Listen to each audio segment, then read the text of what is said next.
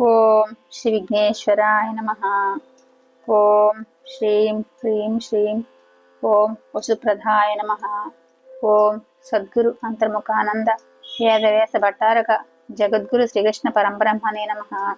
శ్రీమద్దేవి భాగవత మహత్యం భాగం 111 సప్తమ స్కందం అధ్యాయం 5. నిన్నటి భాగంలో అశ్వినులు చవనుని కూడా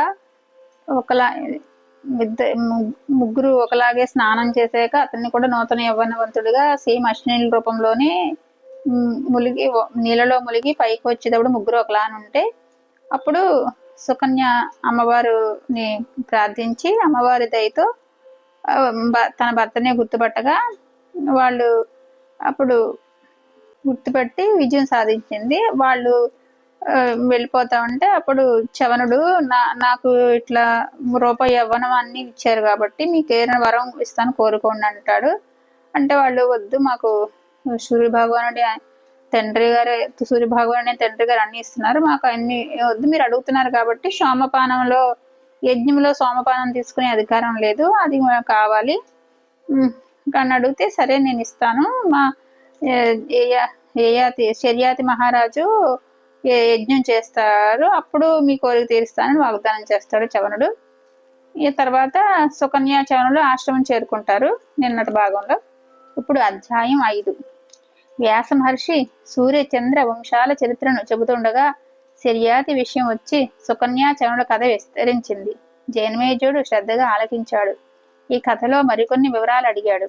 వ్యాస మహర్షి, దేవవేద్యులకు చవనుడు సోమరసం తాగించాడా? మరి ఇంద్రుడు కోపగించలేదా? దేవరాజ బలంతో మానుష బలం పోటీపడి నెగ్గగలిగిందా? ఇది చాలా కుతూహలాన్ని కలిగిస్తుంది, వివరించవా? జనమేజయ, తప్పకుండా వివరిస్తాను, విను. ఇది చాలా అద్భుతమైన కథ. దేవకన్య లాంటి సుకనితో చవన మహర్షి గృహస్థాశ్రమ ధర్మాలు నిర్వహిస్తున్నాడు.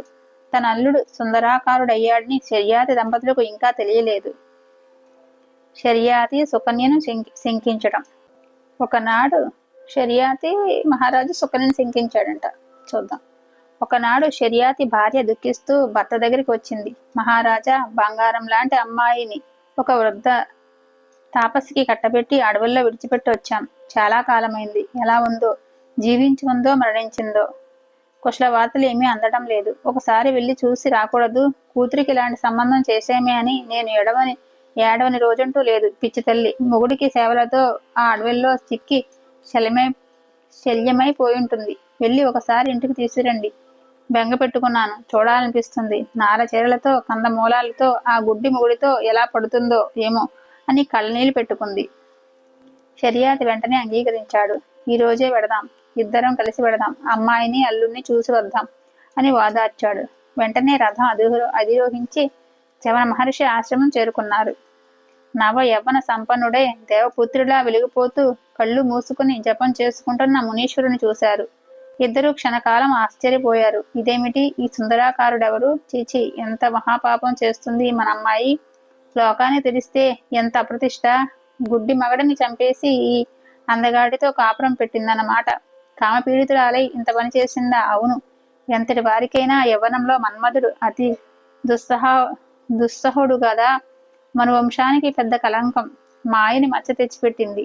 కన్న కూతురు కలంకిని అయ్యిందంటే ఆ తండ్రి జీవితం పరమ కుత్పితం. అన్ని పాపాలు మూటకట్టును ఏడిపించడానికి పుడుతుంది కూతురు. నేను పొరపాటు చేశాను. నా స్వార్థం కోసం వృద్ధ తాపసికి కట్టబెట్టాను. అన్ని విధాలా యోగ్యని చూసి కన్యాదానం చేయాలంటారు. నేను చేసిన దానికి తగిన ఫలమే దక్కింది. ఈ దుశ్శీలను ఏం చేసినా పాపం లేదు, నరికి పారేయాలి. కానీ స్త్రీ హత్యాపాతకం అంటుకుంటుంది. అందులోనూ కన్య కూతురుని సంహరించడం మరీ పాపం. నిష్కలంకమైన మనువంశానికి నా చేతులతో నేనే కలంకం తెచ్చి పెట్టిన వాడవుతాను. లోకాపవాదానికి భయపడినా, ప్రేమానురాగాలకి కట్టుబడనా ఏమి చేయాలో తోచడం లేదు. శర్యాతి మహారాజు ఇలా మల్లగుల్లాలు పడుతున్నాడు. రాజదంపతులు రథం దిగకుండా ఆశ్రమానికి అల్లంత దూరంలో ఉండిపోయారు. అంతలోకి అదృష్టవశాత్తు సుకన్యాదేవి పర్ణశాల నుంచి బయటకు వచ్చింది. రథంలోనే నిలబడ్డ తల్లిదండ్రులను చూసింది. ఆనందం ఆపుకోలేక పరుగున వచ్చింది. రండి రండి, అక్కడే ఆగిపోయారేం తండ్రి? ఏమిటి అలా ఉన్నావు? ఏదో లోపల నలిగిపోతున్నట్టున్నారేమిటి? మునుపటి దుఃఖం ఇంకా మిమ్మల్ని వదలలేదా? ఇంక ఇప్పుడు వదిలిపోతుందిలేండి, రండి, అదుగో నా భర్త, నమస్కరించండి. మండిపోతున్న శర్యాతి కూతురు మాటలకు అడ్డు తగిలాడు. ఏడి చవనుడు? వృద్ధుడు అంధుడు అయిన ఆ తాపసి ఏడి? ఎక్కడున్నాడు? ఈ మధోన్మత్తుడైన యువకుడు ఎవరు? నాకేదో సందేహంగా ఉంది. దుష్టురాల, మహర్షిని చంపేసి కామాంధురాలపై ఈ కొత్త మొగుడుతో కులుగుతున్నావా? కులనివాసిని, ఎంత మహాపాపం చేశావు! కులటలా ప్రవర్తించావు. నువ్వు చేసిన ఈ మహా పాప సముద్రంలో నేనే కాదు, ఇక్ష్వాకు వంశమంతా మునిగిపోయింది. ఈ సుందరాకారుడు కనబడుతున్నాడు. చవనుడి అలికిడి ఎక్కడా లేదు. సుకన్యాదేవి ఒక్కసారి పెద్ద పెట్టును నవ్వేసింది.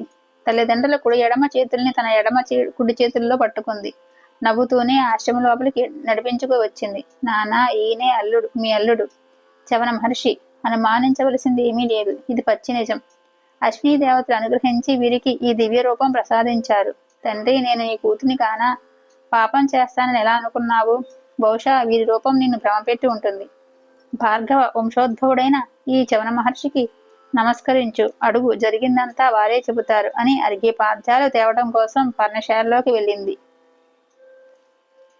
శర్యాతి మనసు కుదుటపడింది.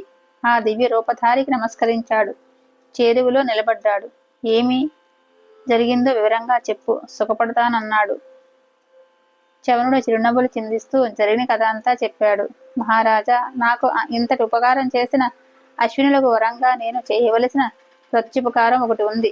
నువ్వు చేసే యజ్ఞంలో వారిద్దరి చేత సోమపానం చేయిస్తానన్నాను. ఇది మనం నెరవేర్చాలి. ఇప్పటికీ నీ మనసులో అనుమానాలు వెలిగిపోయాయనుకుంటాను. ఇంకా అలా నిలబడే ఉన్నారే?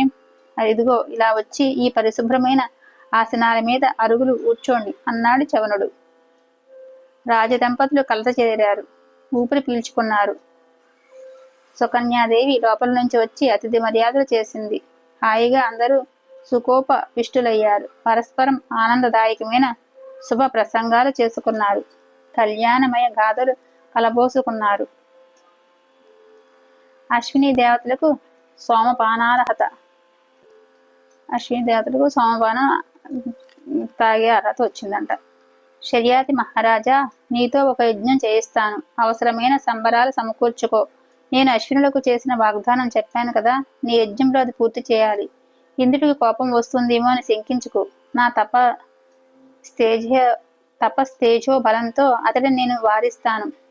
నాసత్యులకు అంటే అశ్వినుడి దేవతలకు సోమరసం తాపిస్తాను అని చవనుడు ప్రతిపాదించి భరోసా ఇవ్వడంతో మహారాజు సంతోషించాడు. రాజదంపతులు గృహోన్ముఖులయ్యారు. ఒక శుభముహూర్తాన శర్యాతి యజ్ఞశాల నిర్మింపచేశాడు. వశిష్ఠ ప్రభుతులైన మహానుభావులను ఆహ్వానించి గౌరవించాడు. చవనుడు భార్యా సమేతంగా వచ్చి అధర్వయం వహించాడు. ఆ మహాయజ్ఞానికి ఇంద్రదేవతలందరూ ఆహుతులే ఇచ్చేశారు. సోమపానాకాంక్షతో అశ్విని దేవతలు వచ్చారు. వాపచ్చుల నిద్రని చూసేసరికి ఇంద్రుడికి అనుమానం వచ్చింది. సాటి దేవతలను అడిగాడు, వీరిద్దరూ ఎందుకు వచ్చినట్టు అని. దేవవైద్యులు కదా, సోమపానానికి అనర్హులాయే, మరి ఈ వితత యజ్ఞానికి రావడంతో కారణమేమిటని గుచ్చిగుచ్చి ప్రశ్నించాడు.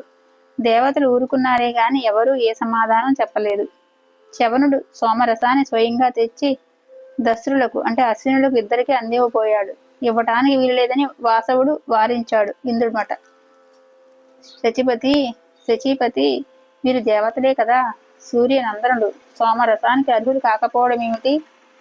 శంకరులు కారు, సూర్యుడికి ధర్మపత్ని జన్మించిన వారే. ఏ తప్పు చేశారని ఈ పంక్తి బహిష్కారం? ఈ విషయంలో నువ్వు దేవతలు అందరూ కలిసి చర్చించి ఒక నిర్ణయం ప్రకటించండి. వీరికి సోమరసం ఇస్తానని నేను మాట ఇచ్చాను.